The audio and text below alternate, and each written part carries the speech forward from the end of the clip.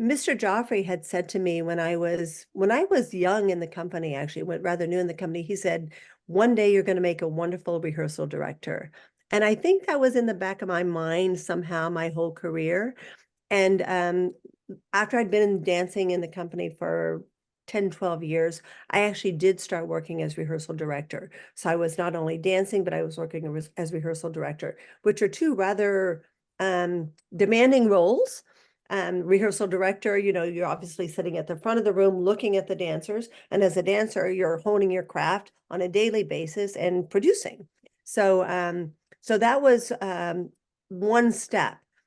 As time went on, it became a little bit more difficult to stay at the top of my craft because I was watching the rehearsals. And I think in my head, it was saying, it's getting closer, it's getting closer. You can't do the things that you used to do.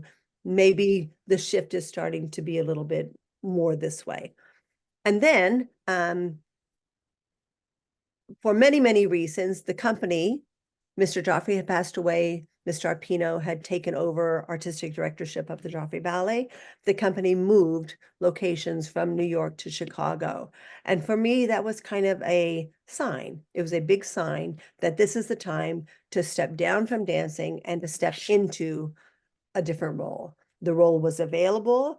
They needed someone to be there. Mr. Arpino, in fact, called my wife and said, please let her come to Chicago. I need her. I need her.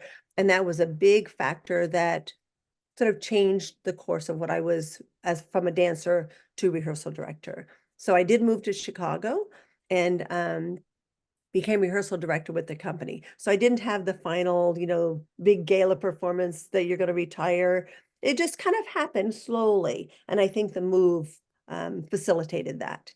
And then as rehearsal director, I stayed rehearsal director for about 6 years and took on, as Mr. Arpino was getting a little bit older, I took on a little bit more responsibility in running the company, not only what was happening in the studio, but working a little bit more with marketing, with development, working with the board. And then I became co-associate director with my very good friend, Adam Skloot, who's now director of Ballet West. So the two of us were sort of overseeing with Mr. Arpino what was happening with the company.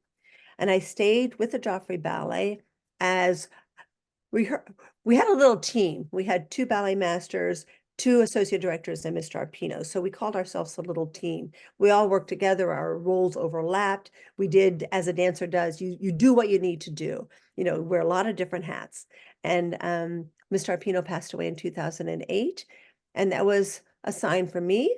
I transitioned from the Joffrey Ballet to director of dance at Interlochen Arts Academy, which is in Traverse City. It's a private arts boarding school, started with music, which is still the largest uh,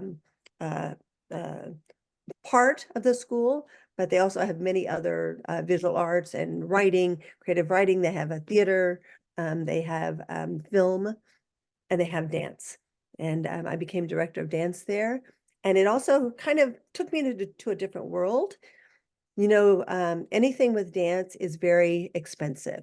The orchestra is expensive, pianos are expensive, production is expensive, sets are expensive. At Interlochen, it's all right there. And I could have so many things for no cost.